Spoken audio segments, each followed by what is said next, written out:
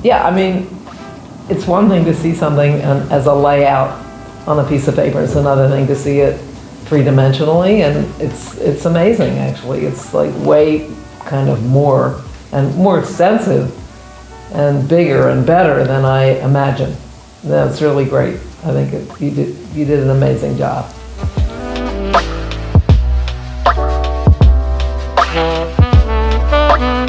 That's a little weird to kind of see my life laid out in glass museum cases, because I originally, before I decided I wanted to be a photographer, I thought I wanted to be an anthropology curator. That was my original idea, and I spent a lot of time at the Pitt Rivers Museum in Oxford, where I did a postgraduate degree. And I just had always imagined laying out these artifacts in cases, and now to see my life laid out in cases. Full circle, we call that. One of the things that was hard to tell with the layout that we had on paper were all the little nooks and crannies of this building, which in fact, I would say, you know, it wasn't us. You must have figured out how to arrange them, the sections of the exhibit, so that they fit those spaces, but it does seem to fit really, really well. Well, one of the challenges that we had was to figure out how to complement the architecture, the interior architecture of the museum with an exhibition about 60 years of taking photographs that were so varied. And one thing that helped immensely was seeing Reynaldo's work in three-dimensionals.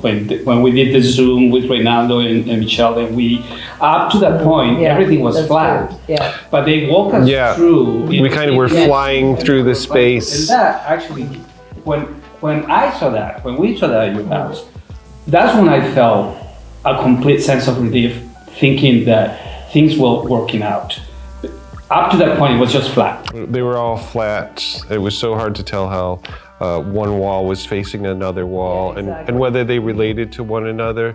And when we were able to see it in 3D, we could see, as we were walking through the space, how different stories were in fact relating and conversing with one another, and it made more sense. But being here in person was outstanding, really. I would echo that. It exceeded my expectations. We came yesterday, and then we went through it again today with Martha, just to see how voluminous, varied, powerful, pivotal images are sprinkled all the way through the collection. It bowls me over.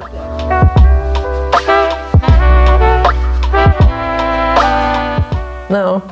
No. I mean, it's just, Observing? I can't, I mean, I guess just seeing something that I thought was a little bit unusual, and then, you know, I like to collect. You know, as you can see, I have many collections of different things. And for example, I remember seeing the first memorial wall. And I was with my friend Joe, who I think writes the essay. And we had this, we did a bunch of projects together, and we had this thing that when we saw something we were interested in, he'd go beep, beep, beep, beep, beep. I was driving in my like car. A radar. My car, yes. Yeah. And we decided that every time we saw 3 examples of something, we had a trend. And so I remember seeing one memorial wall, and then I saw another, and we're like, beep, beep, beep, beep. And you know, I just saw, and Joe has an Instagram, I just saw he posted a memorial wall today. Today. So I haven't seen one to post for years, but he lives in Brooklyn. They're more in Brooklyn. Yeah, man. Yeah, and he posted one today. So, you know, it was that kind of collecting, like seeing one thing and then, oh, seeing another thing and then, oh, we have 3 of these. There's something happening here. And I think that that idea is maybe, you know, it allows you to identify a trend, which I can't say that I'm doing that I've come up with any new trends recently. No?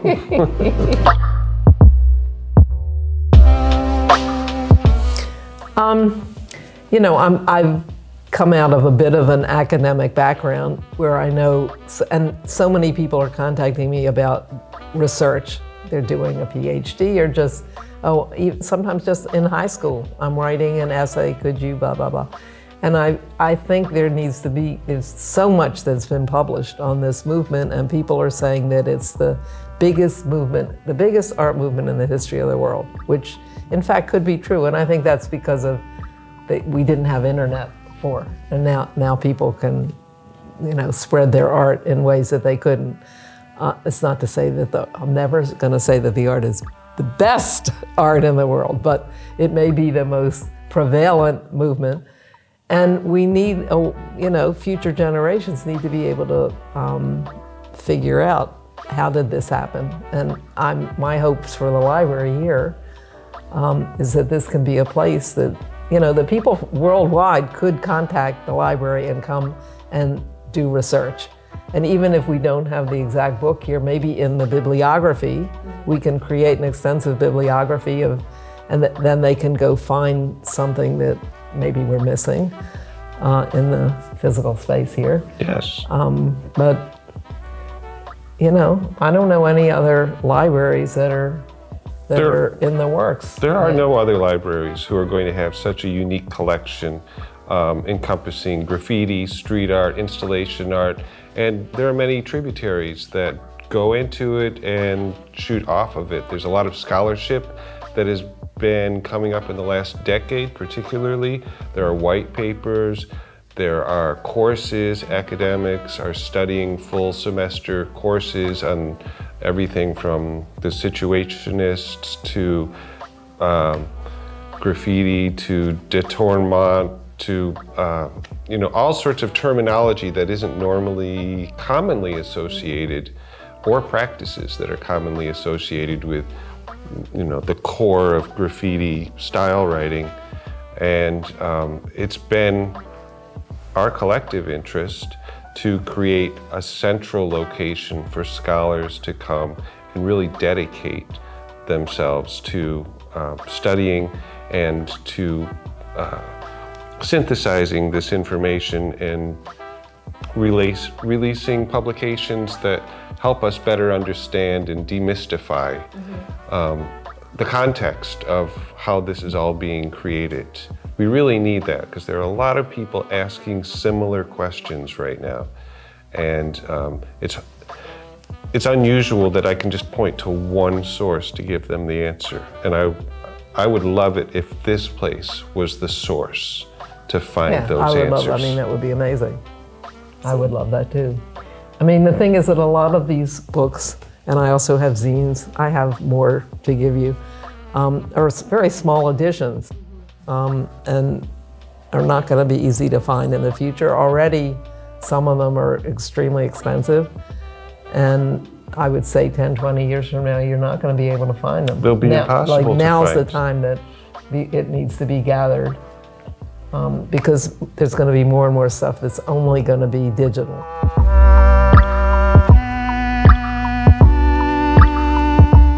Well, some of the ones that were signed to me. Because you have that personal connection to them. Yeah, I mean, some of the ones that people gave me and signed to me are,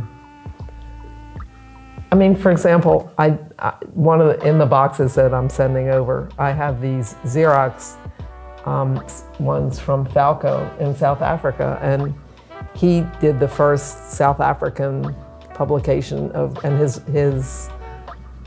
I think he lived in Soweto, and his mother worked for a place that had a Xerox machine, and he Xeroxed these zines, and he gave me a copy, and I have those, and I'm putting them in the box to give you. Nobody's ever going to be able to find that stuff. No. And like you were talking about, some of the zines are short run. yeah. You know, Well, just a books few are short copies run. are made, and maybe they're not made with the best of materials. Perhaps the materials themselves are degrading. So it's a crucial time to capture these and to preserve them, and scan them and document them as well before some of them are ruined or lost. And you know, within these books are hiding artists that are going to become superstars. True. And we don't Yes, know. We don't know 20 years from now which one is going to. People are going to go, you know, this work was underrated. This is really. You're And absolutely then, right. then they're going to be able to go back into these early volumes and see, well, did they write about this artist? Well, oh, look at that wall. Like, we didn't know about that wall. Yes. I don't think that we have any idea where this is going and who is really going to be remembered, It's very fluid. even like after we're gone, 50 years from now. Not just me, because I'm the oldest, but after all of us are gone. But we don't know. We don't know who. You know how artists Well, we get have- rediscovered. Yeah. And then where do you go to look for their early work or any work or anything written about them? Yes. And I would hope that they'd be buried in these volumes.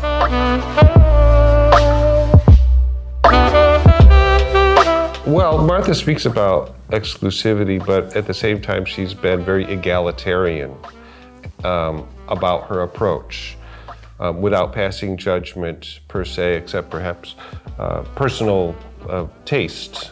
And I think that BSA has always been a platform for an open exchange of ideas and opinions and giving people an opportunity to show their work, even if it's still developing, even if they go through a few iterations before they finally find their voice.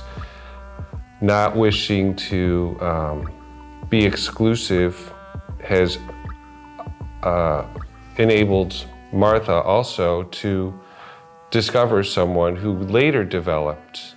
And it's that attitude, that sort of unpretentious, straightforward approach is what makes us feel so much akin to one another, because we're not interested in people putting filters on themselves, and we're not interested in presenting their work filtered either. We just want it to be out there. We're not critics. We're not meant to be None of critics. us, I mean, All people are critics, or we're yeah, not. I'm like, I don't really want to say, people are always asking me, well, who's your favorite artist? And I'm like, oh, the one I'm photographing at the time is my general answer. I don't really want to play favorites, even though I have some favorites. And I don't want to say who I don't like in public. Privately, we can say, Yes. "Ugh, I don't like that person." And there's, you know what, there's plenty of street art that I don't like. It's also a taste, right? It's like, Yeah. it's like art is very particular, right? And what speaks to you personally is different to what professionally we are doing. And Martha has been doing this for much longer than we have. But in the period that we have been doing this, we have seen artists really developed and work really hard on their craft. And for us, it has been very interesting to give them the opportunity to keep working, especially when street art was mostly illegal. Things have changed now with the movement of muralism. But when you were doing it and when BSA began, we were capturing a lot of illegal stuff, and people were actually using the streets as their laboratory because they didn't care about critics. They were just doing it for themselves and their peers, and that's what we saw. That's what interested Steven and I Me too. in the street art. Right. And I will come home and tell Steven, we moved to Williamsburg. When Williamsburg, no one will go from Manhattan, no one will cross the river because it's Manhattanites and it's not you, but they can be snatched. And they will not go to Brooklyn, right? And then Williamsburg was bombed by illegal street, like Shepherd Ferry, Swoon, Fail. Fancy, Phil, they all were doing this stuff there when they were not famous yet, and that was a bonanza for us. And then Steven said one day, you know what, Jaime? Let's mine the diamonds in our backyard. And diamonds we found. Good. And that's what we did. That's how BSA was born. And because we both are artists, or we consider ourselves artists, or we both are cultural workers, and we both love art, BSA is the project that we both can work together.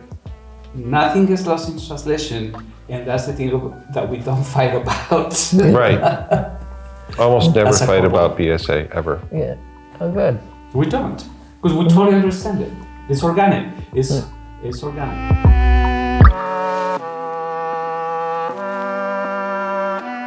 Well, it's very appropriate. And first of all, in Europe, I always think of Berlin as being a really centrally located city where people can come. I mean, so many more people, for example, are going to be able to see this exhibit than if it were in New York.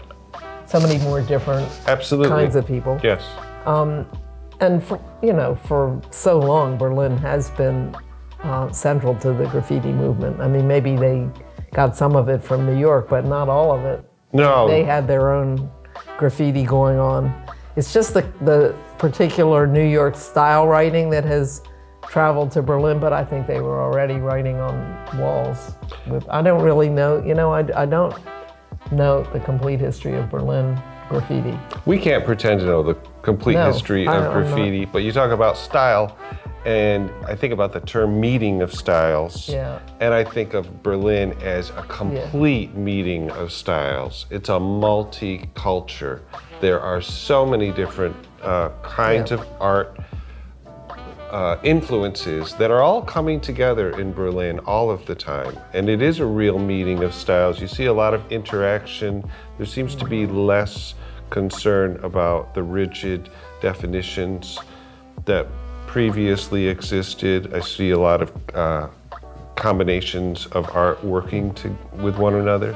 And that's why Berlin is perfect for this museum. Yeah, I think it's very appropriate. And for this show, because you have traveled so much through Europe, and it was the Europeans who actually appreciated a lot, and you didn't know until you began doing your hip hop files tour, when you began understanding the breadth of subway art, and it was in Europe.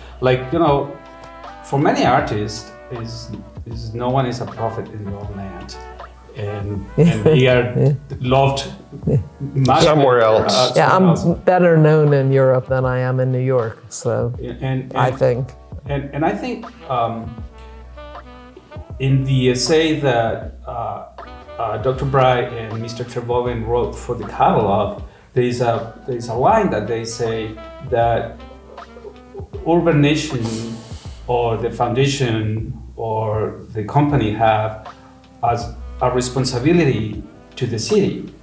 And I think that's very important. And they say, and so we have a responsibility to the city, and what we give back to the city is we give them urban art, and we give the community an opportunity to come together to appreciate the art, and in the library to have a center for research where whoever is further interested from the picture, they can come and find out what was the genesis of that movement. And I think that's why the exhibition and the city are married together perfectly. And with that, that was a good closing statement. Already you need to close this. And done. Yes, cut.